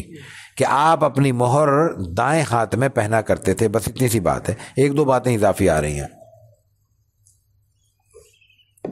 اس پہ بات آخر میں کریں گے، پہلے ترجمہ کر لیتے ہیں. امام ترمذی کے استاد محمد ابن سالم ابن عسکری البغدادی ہیں وہ، اور عبداللہ بن عبد الرحمن، یہ دونوں حضرات نقل کرتے ہیں یحییٰ بن حسان سے. ان کے استاد سلیمان ہیں، وہ شریک بن عبداللہ ابن نمیر سے دونوں لفظ آتے ہیں واللہ علم. اور وہ ابراہیم بن عبداللہ بن حنین سے، اور وہ اپنے والد یعنی حنین سے نقل کرتے ہیں، اور وہ حضرت علی ابن ابی طالب رضی اللہ تعالی عنہ سے ان نبی صلی اللہ علیہ وسلم، اور ابو طالب حضرت علی ابن ابی طالب رضی اللہ تعالی عنہ کیا کہتے ہیں کہ ان نبی صلی اللہ علیہ وسلم کانا یلبس خاتمہ فی یمینہ، آپ علیہ الصلوۃ والتسلیم دائیں ہاتھ میں پہنا کرتے تھے، انگوٹھی دائیں ہاتھ میں پہنا کرتے تھے. دوسری روایت یہ پھر محمد ابن یحییٰ سے، ان کے استاد احمد ابن صالح ہیں، وہ عبداللہ ابن وہب سے، وہ سلیمان بن بلال سے، وہ شریک بن عبداللہ ابن نمیر سے، نحوہ اسی طرح اسی مفہوم کی نقل کرتے ہیں. راویوں میں روایتوں میں حدیث کے بعض جگہ دو لفظ استعمال ہوتے ہیں، ایک ہے کہ نحوہ یہ روایت اسی طرح ہے، اور ایک لفظ آتا ہے مثلہ. ان دونوں میں بھی فرق کرتے ہیں. دیکھیں کتنی باریکی کے ساتھ حدیث کو ضبط کیا گیا ہے اور کس باریکی کے ساتھ اس کو لوگ امت تک منتقل کیا گیا. مثلہ کا مطلب ہے یہ لفظ بعینی ہی ہے، راوی کا فرق ہے. استاد ہے، اس استاد نے بھی یہ لفظ نقل کیا، اس استاد نے بھی، بس بیچ میں ایک راوی ہے، دو ہیں، چار ہیں، یہ فرق ہے، لفظ یہی ہے، یہ مثلہ ہوا ہے. اور نحوہ کے لفظ فرق ہے، متن ایک ہی، معنی ایک ہی ہے. اب کوئی کہے کہ کانا یتختم، یہ نبی صلی اللہ علیہ وسلم الفضہ فی یمینی، یا خاتم النبی صلی اللہ علیہ وسلم فی یدہ فی یمینی فی یدہ الیمنی، یہ عربی کی مختلف شکلیں ہو سکتی ہیں، ان سب کا معنی ایک ہی ہوگا کہ دائیں ہاتھ میں پہنتے تھے۔ تو اب یہاں پہ وہ لفظ استعمال کریں گے نحوہ، لفظوں کا فرق ہے، اور بھی فرق ہو سکتا ہے، تو میں نے ایک چھوٹا سا ایسی مثالاں ذکر کیا، ان تمام فرقوں کو نظر انداز کر دیں، معنی ایک ہی ہے، اس کے لیے لفظ نحوہ استعمال ہوتا ہے۔ تو یہ دوسری روایت میں کہتے ہیں کہ دخل کرنے کی ضرورت نہیں ہے، اس لیے کہ معنی یہی ہے۔ تیسری روایت ہے احمد ابن منی سے، احمد ابن منی استاد اپنے استاد یزید بن ہارون سے نقل کرتے ہیں، ان کے استاد حماد بن سلمہ ہیں، وہ کہتے ہیں کہ میں نے ابو رافع کو دیکھا کہ وہ دائیں ہاتھ میں انگوٹھی پہنے ہوئے تھے، میں نے ان سے پوچھا تو انہوں نے کہا کہ میں نے عبداللہ بن جعفر کو دیکھا کہ وہ دائیں ہاتھ میں انگوٹھی پہنے ہوئے تھے، تو میں نے اور پھر عبداللہ بن جعفر نے صرف انگوٹھی دائیں ہاتھ میں پہنی ہوئی نہیں تھی بلکہ یہ نقل کیا کہ کان رسول اللہ صلی اللہ علیہ وسلم یتختم فی یمینہ، کہ آپ علیہ الصلوۃ والتسلیم دائیں ہاتھ میں ہی انگوٹھی پہنا کرتے تھے۔ ہم جو بات عرض کرتے ہیں کئی بار ذکر کر چکے، وہ ہے اس کی دلیل ہے یہ کہ آپ علیہ الصلوۃ والتسلیم کی سنت ہم تک صرف کتابوں اور کاغذوں اور الفاظ کی شکل میں منتقل نہیں ہوئی بلکہ عمل کی شکل میں بھی منتقل ہوئی ہے۔ آپ علیہ الصلوۃ والتسلیم نے ایک عمل کیا، صحابہ نے دیکھا، اس کو نقل کیا اور اسی عمل کو اپنی زندگی کا حصہ بنا دیا۔ آپ نے دائیں ہاتھ میں پہنا، آپ نے دائیں ہاتھ میں پہن لی، آپ نے چاندی کی انگوٹھی بنائی، آپ نے چاندی کی انگوٹھی بنا لی۔ پھر صحابی کو تابعی نے دیکھا، تابعی کو تبع تابعی نے دیکھا، اور وہ نقل کرتے چلے آ رہے ہیں اور لوگوں سے پوچھ رہے ہیں اور وہ بتا رہے ہیں کہ نہیں یہ معاملہ ہے، یہ معاملہ ہے، ہم نے تو فلاں کو دیکھا، اس فلاں نے کس کو دیکھا، اس نے فلاں کو دیکھا، اس سے پوچھا گیا، بھئی میں نے تو حضور کو دیکھا تھا صلی اللہ علیہ وسلم۔ یہ عمل امت میں اس طرح منتقل ہوا ہے۔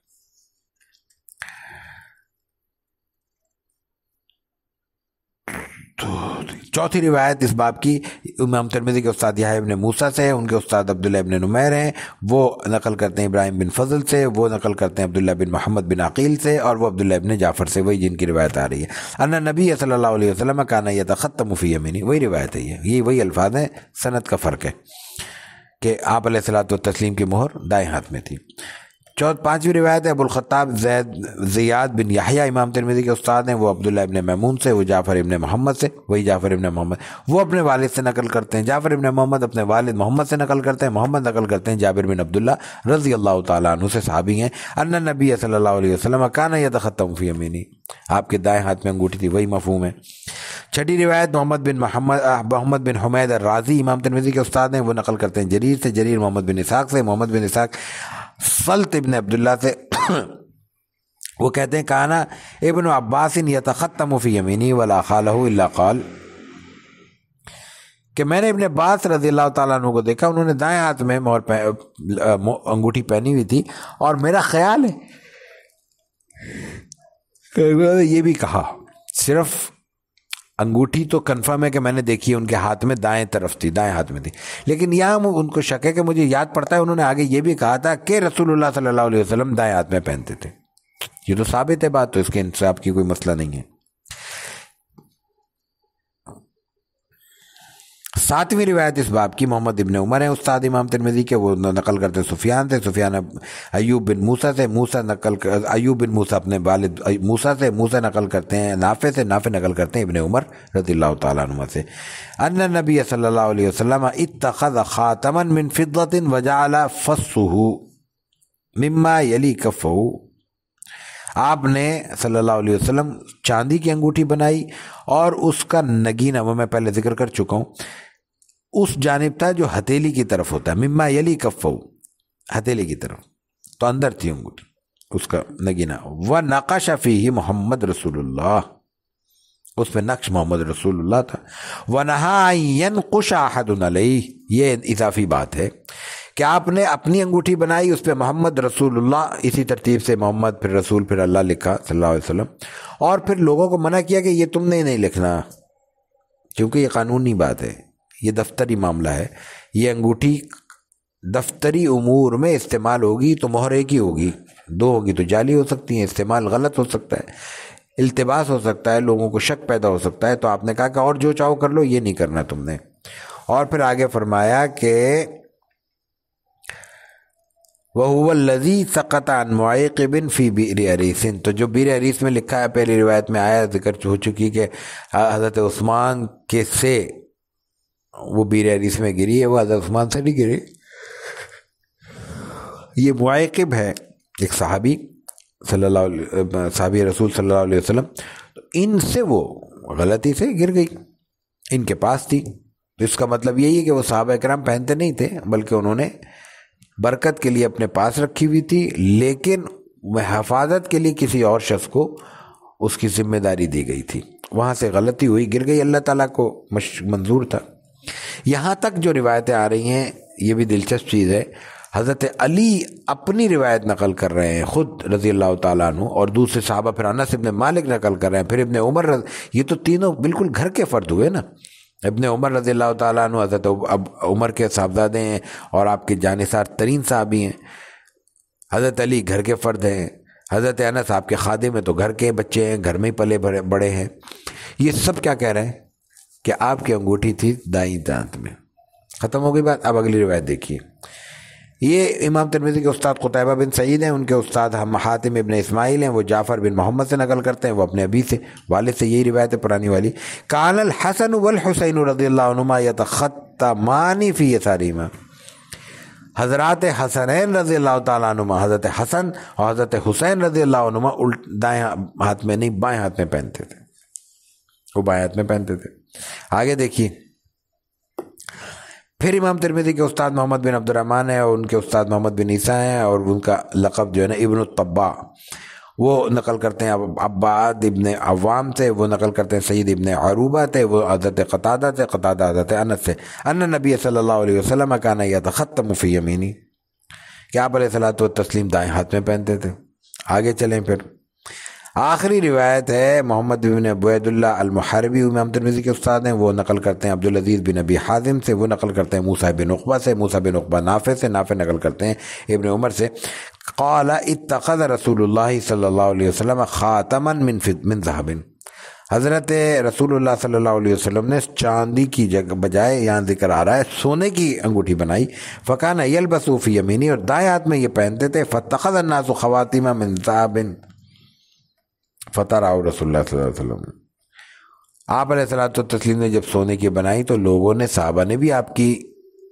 نقل کرتے ہوئے، آپ کی اتباع کرتے ہوئے سونے کی انگوٹھی بنا لی، تو فطرحہ رسول اللہ صلی اللہ علیہ وسلم، آپ نے پھینک دی سونے کی انگوٹھی، اور قال لا البسو ابدا، میں کبھی نہیں پہنوں گا اب یہ، تو فطرح الناس خواتمہم، تو صحابہ کرام نے بھی پھینک دی۔ اتباع تھی، مکمل اتباع تھی، جو آپ کریں گے وہ کریں گے۔ آپ علیہ الصلوۃ والتسلیم نے سونے کی کیوں بنائی؟ سونے کی ممانعت نہیں تھی اس وقت تک،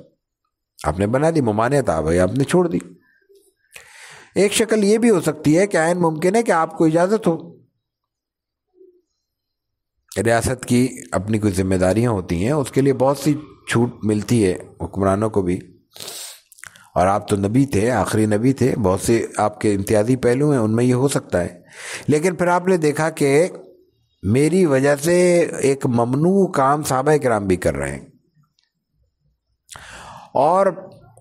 یہ بات واضح رہنی چاہیے کہ جو بات زبان سے کہی جائے وہ اتنی اثر انداز نہیں ہوتی جتنا عمل اثر انداز ہوتا ہے، اور ہماری آج کی بھی ناکامی کا ایک بڑا سبب یہ ہے کہ ہم خوب بیان کرتے ہیں، خوب درس و تدریس ہوتا ہے، لیکن ہم خود اس پر عمل نہیں کرتے، اس لیے سننے والوں پہ بھی اس کی اثر نہیں ہوتا۔ تو آپ نے بجائے اس کے کہ لوگوں کو تلقین کرتے کہ بھئی تم نہ پہنو، یہ بات بھی ٹھیک تھی، اور صحابہ پھر بھی یہی کرتے کہ آپ کے حکم پر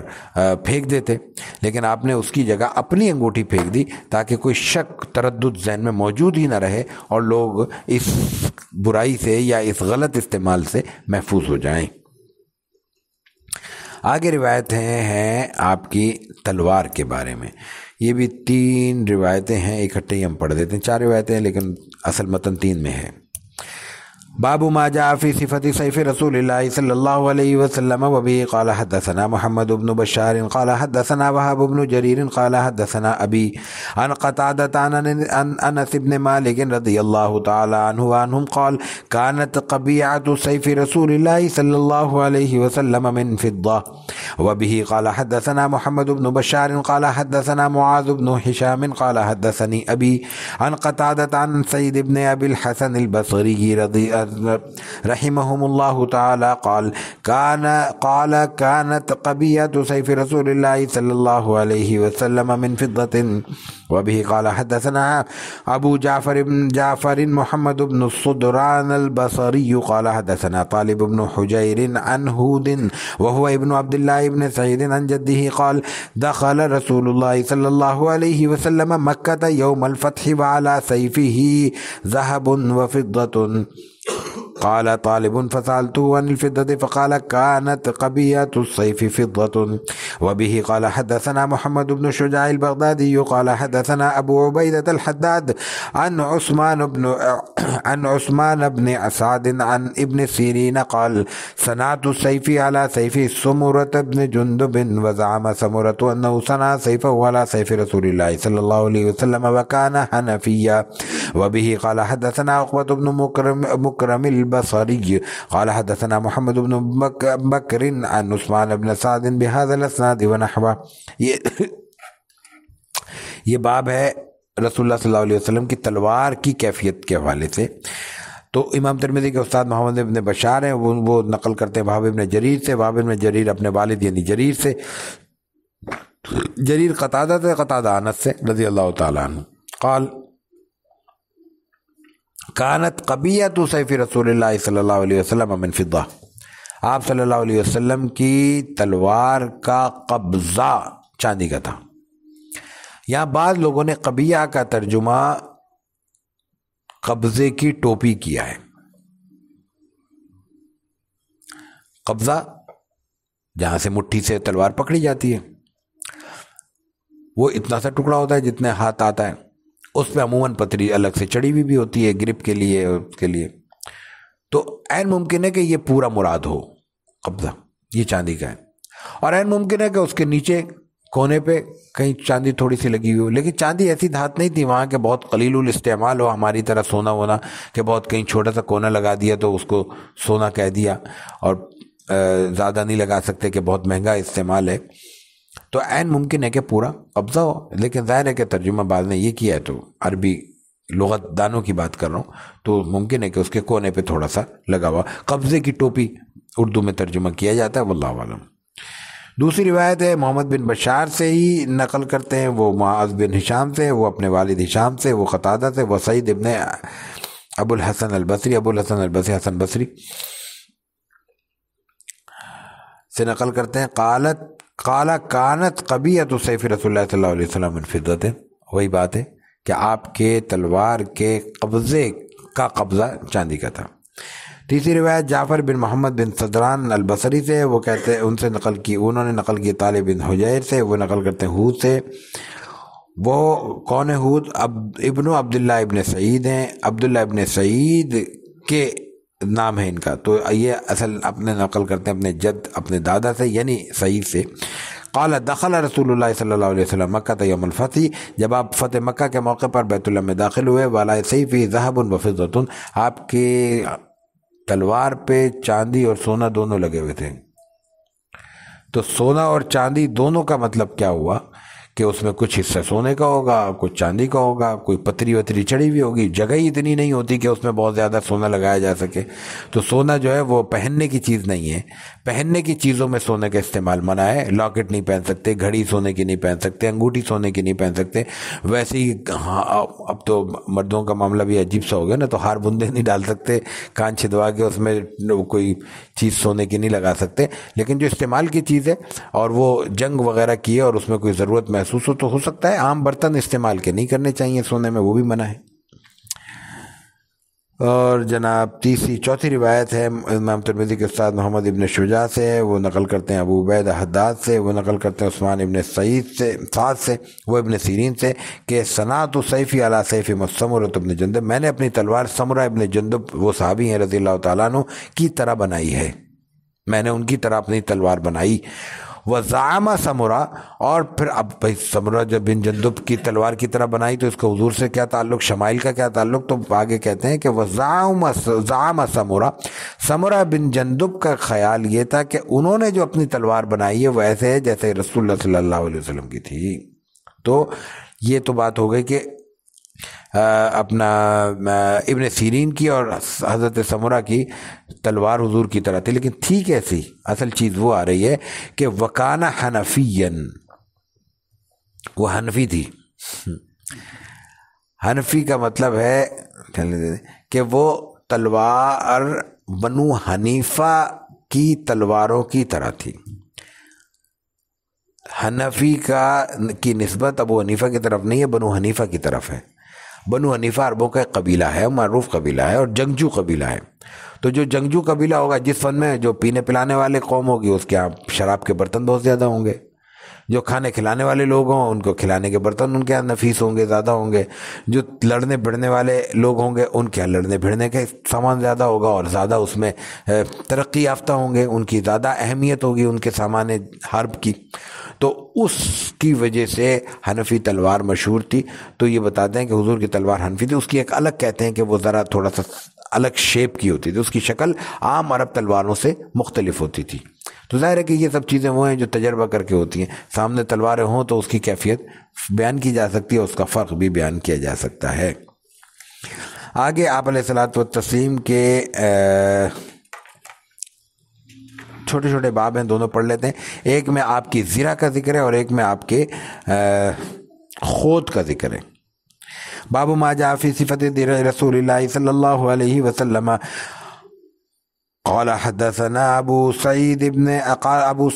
عبد الله بن سعید الاشج قال حدثنا يونس بن بكير عن محمد بن اسحاق عن يحيى بن عباد بن عبد الله بن الزبير عن أبيه عن جده عبد الله بن الزبير عن الزبير بن العوام قال كان على النبي صلى الله عليه وسلم يوم أحد درعان فنهض إلى الصخرة فلم يستطيع فأقعد طلحة تحته فصعد النبي صلى الله عليه وسلم حتى استوى على الصخرة قال فسمعت النبي صلى الله عليه وسلم يقول أوجب طلحة وبه قال حدثنا ابن أبي عمر قال حدثنا سفيان بن عيينة عن يزيد بن خصيفة عن السائب بن يزيد أن رسول الله صلى الله عليه وسلم كان عليه يوم أحد درعان قد ظاهر بينهما۔ درع کہتے ہیں زرہ کو، آج سمجھ لیں کہ وہ جو جیکٹ ہوتی ہے۔ درع ایک جیکٹ تھی جو لوہے کی کنڈیوں سے بنتی تھی، لوہے کے چھوٹے چھوٹے بنا دیے جاتے تھے۔ اس کا فائدہ یہ ہوتا تھا کہ تیر بھی رک جاتا تھا، تلوار بھی اثر نہیں کرتی تھی، کیونکہ سارے لوہے کی چھوٹی چھوٹی کنڈیوں سے بنایا جاتا تھا، اور وہ بڑا نفیس کام تھا اور بڑا محنت کا کام تھا اور بڑا بھاری کام تھا۔ یعنی بعض حضرات نے، اب مجھے اندازہ نہیں ہے کہ وہ روایتوں میں کس طرح انہوں نے یہ تحقیق کر کے نتیجہ اخذ کیا ہے، ان کا خیال یہ ہے کہ یہ ایک زرہ حضور اکرم صلی اللہ علیہ وسلم کی یا آپ کے زمانے کی 80 کلو کی ہوتی تھی، 2 من کی، 2 من جسم پہ ہوتا تھا۔ وہ چھوٹے چھوٹے کنڈے اور لوہے کے کنڈے ہیں، اور یہ یہاں سے یہاں تک پورا بنا ہوا ہے، تو اندازہ کیا جا سکتا ہے اس سے کم تو نہیں ہوگی، چھوٹے چھوٹے شمار کیے جائیں۔ ایسا اس کی گیج ایسا ہو کہ جس پہ تلوار بھی رک جائے اور نیزہ بھی اندر نہ جائے، تو ظاہر بہت باریک تو نہیں ہوگی وہ۔ تو وہ ایک زراعتی ظاہر کہ اس میں ہو سکتا ہے کوالٹی ہو، ہلکی بھی ہوتی ہو، کوئی کم وزن کی بھی ہوتی ہو، زیادہ بھی ہوتی ہو، واللہ عالم۔ تو اس روایت میں پہلی میں یہ بیان ہو رہا ہے، امام ترمذی کے استاد ابو سعید عبداللہ ابن سعید الاشج کہتے ہیں کہ ہمیں یونس بن بکیر نے بیان کیا ہے، وہ نقل کرتے ہیں محمد ابن اسحاق سے، وہ نقل کرتے ہیں یحییٰ بن عباد بن عبداللہ ابن زبیر سے، وہ اپنے والد یعنی عباد سے، عباد اب نقل کرتے ہیں عبداللہ ابن زبیر سے، عبداللہ ابن زبیر نقل کرتے ہیں زبیر بن عوام سے، یعنی زبیر بن عوام کے پڑپوتے نقل کر رہے ہیں، یہ خاندان کی روایت ہے۔ یہ کانا علی النبی صلی اللہ علیہ وسلم یوم احد درعان، احد کے موقع پہ آپ نے 2 زرہیں پہنی تھی۔ فنہض الی الصخرہ، پھر آپ ایک چٹان پہ آپ کو چڑھنا پڑا، چڑھنے کی کوشش کی آپ نے، فلم یستطیع، آپ چڑھ نہیں سکے۔ ظاہر اپنا وزن اور پھر 2 زرہوں کا وزن، تو اس میں کمزوری کی بات نہیں تھی، اس وزن کی بات تھی جو آپ پر اس وقت موجود تھا۔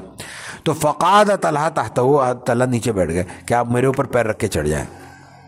ارے پیر اونچا کرنا مشکل ہو نا، وہ تو ہوتا بھی نیچے تک ہے نا، تو جسم کی موومنٹ بھی متاثر ہوتی ہے نا، پورا موڑ نہیں سکتا۔ تو طلحہ نیچے بیٹھ گئے کہ آپ میرے اوپر پیر رکھ لیں، تو حضور نے آپ پہ پیر رکھا اور پھر اوپر چڑھ گئے۔ فصعد النبی حتی استوى علی الصخرہ، حتیٰ کہ آپ چٹان کے اوپر پہنچ گئے. اور پھر آپ نے فرمایا, راوی کہتے ہیں پھر ہم نے سنا آپ فرما رہے تھے کہ اوجبت, اللہ تعالیٰ نے تو جنت واجب کر لی. لیکن حضرت طلحہ کی صرف یہ خدمت نہیں تھی, جنت اتنی آسانی سے واجب نہیں ہوتی. حضرت طلحہ رضی اللہ تعالیٰ عنہ نے اس جنگ کے اس موقع پر جب آپ علیہ الصلوۃ والتسلیم کے گرد سے صحابہ ہٹ گئے تھے, دشمن قریب آ گیا تھا, مسلمانوں کا لشکر ایک لمحے کے لیے تتر بتر ہو گیا تھا, اس وقت آپ پر جب حملہ ہو رہا تھا تو اکیلے ایک ہاتھ سے انہوں نے پتہ نہیں درجن سے زیادہ تیر روکے ہیں اپنے جسم پر, اور ان کا ہاتھ شل ہو گیا, ختم ہو گیا ہوا,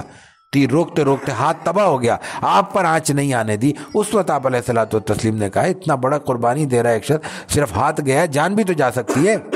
اس پر جنت واجب نہیں ہوگی تو پھر کس پر واجب ہوگی. دوسری روایت اس باب کی اب امام ترمذی کے استاد ابن ابی عمر نقل کرتے ہیں سفیان بن عیینہ سے, وہ یزید بن خصیفہ سے, وہ صائب بن یزید سے. وہ کہتے ہیں کہ ان رسول اللہ صلی اللہ علیہ وسلم کان علیہ یوم احد درعان قد ظاہر بینہما, آپ پہ دو زریں تھی, دونوں ظاہر ہو رہی تھی, دونوں نظر آ رہی تھی. مطلب یہ نہیں ہے کہ آپ کے پاس دو زریں تھی, تھوڑی دیر یہ پہن لی, تھوڑی دیر یہ پہن لی, دو واسکٹیں ہیں آپ نے پہن لی, دو شیروانی ہیں, دو کوٹ ہیں, بلکہ اوپر تلے آپ نے دو پہنی ہوئی تھی حفاظت کی غرض سے. باب ما جاء في صفة مغفر رسول الله صلى الله عليه وسلم وبه قال حدثنا قتيبة بن سعيد قال حدثنا مالك بن أنس عن ابن شهاب عن أنس بن مالك رضي الله تعالى عنه أن النبي صلى الله عليه وسلم دخل مكة وعليه مغفر فقيل له هذا ابن خطل متعلق بأستار الكعبة فقال اقتلوه. وبه قال حدثنا عيسى بن احمد قال حدثنا عبد الله بن وهب قال حدثني مالك بن انس عن ابن شهاب عن انس بن مالك رضي الله تعالى عنه ان رسول الله صلى الله عليه وسلم دخل مكة عام الفتح وعلى راسه المغفر قال فلما نزعه جاءه رجل فقال له ابن خطل متعلق بأستار الكعبة فقال اقتلوه. قال ابن شهاب وبلغني ان رسول الله صلى الله عليه وسلم لم يكن يومئذ محرما. یہ فتح مکہ کی بات ہے, لیکن مغفر بیان ہو رہا ہے یہاں. مغفر خود ہیلمٹ جو ہوتا ہے نا, جو ہیلمٹ ہی کہتے ہیں, کیا کہتے ہیں فوجی زبان میں, جو اوپر ٹوپی پہنتے ہیں, فوجی ٹوپی. ظاہر ہے اس پہ بھی تلوار, اور وہ اس زمانے میں تلوار اور آج کل گولی اثر نہیں کرتی, سر کی حفاظت کے لیے. تو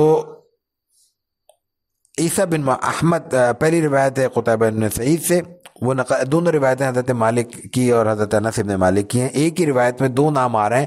مالک بن انس اور انس بن مالک. مالک بن انس مشہور محدث ہیں, موطا امام مالک کے مصنف, اور انس بن مالک مشہور صحابی ہیں, خادم الرسول صلی اللہ علیہ وسلم. تو قتیبہ بن سعید پہلے نقل کرتے ہیں مالک بن انس سے, وہ ابن شہاب سے, ابن شہاب پھر نقل کرتے ہیں انس بن مالک سے. ان نبی صلی اللہ علیہ وسلم دخل مکہ, آپ علیہ الصلوۃ والتسلیم مکے میں داخل ہوئے تو آپ پہ مغفر تھا, ٹوپ تھا, وہ خود تھا. فقیل لہو, آپ کو یہ کہا گیا کہ یہ جو ابن خطل ہے یہ مکے میں بیت اللہ میں, بیت اللہ کے پردوں میں چھپا ہوا ہے. پردہ اس وقت بھی ڈالے جاتے تھے نہیں جو اس کا غلاف ہے, تو آپ نے فرمایا مار دو اس کو, قتل کر دو. آگے بات آتی ہے اس کی, میں عرض کرتا ہوں. دوسری روایت عیسیٰ بن احمد سے, یعنی امام ترمذی کے استاد, وہ نقل کرتے ہیں عبداللہ ابن وہب سے, وہ نقل کرتے ہیں وہی مالک بن انس سے, مالک بن انس ابن شہاب سے, پھر ابن شہاب انس ابن مالک سے. ان رسول اللہ صلی اللہ علیہ وسلم دخل مکہ عام الفتح وعلی راسہ مغفر, مکے میں جب آپ داخل ہوئے آپ کے سر پہ خود تھا. فلما نزعہ جاءہ رجل, خود تھا تو لوگ پہچانے نہیں, جب آپ نے وہ اتار دیا تو لوگوں نے پہچانا آپ کو. تو وہ آیا, آپ نے کہا اور کہا کہ ابن خطل کے بارے میں آپ نے حکم دیا ہوا ہے کہ اس کو جہاں پاؤ قتل کر دو, لیکن اس نے تو بیت اللہ کے پردے کا سہارا لیا ہوا ہے, تو اب کیا حکم ہے؟ آپ نے فرمایا اس کو قتل کر دو.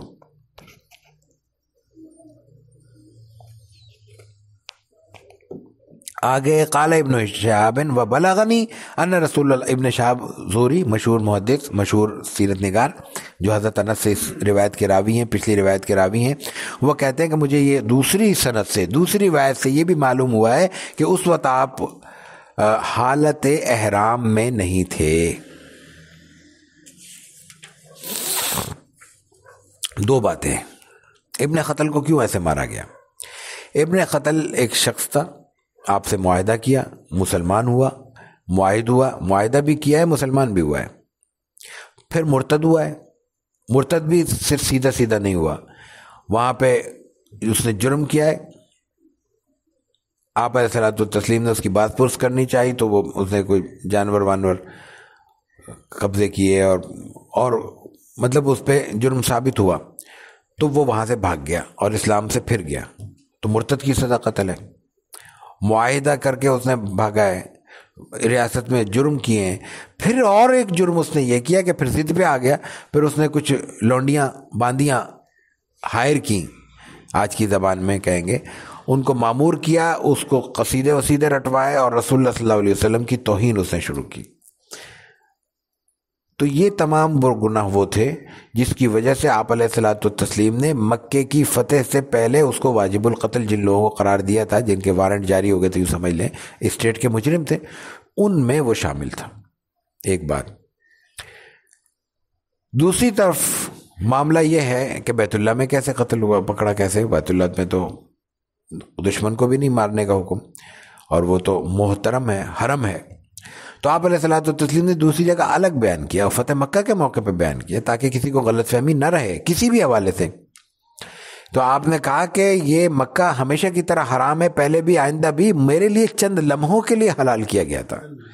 اس لیے کہ اس کی یہ یوں سمجھ لیجئے کہ قانون میں قانونی طور پر استثناء دیا گیا تھا۔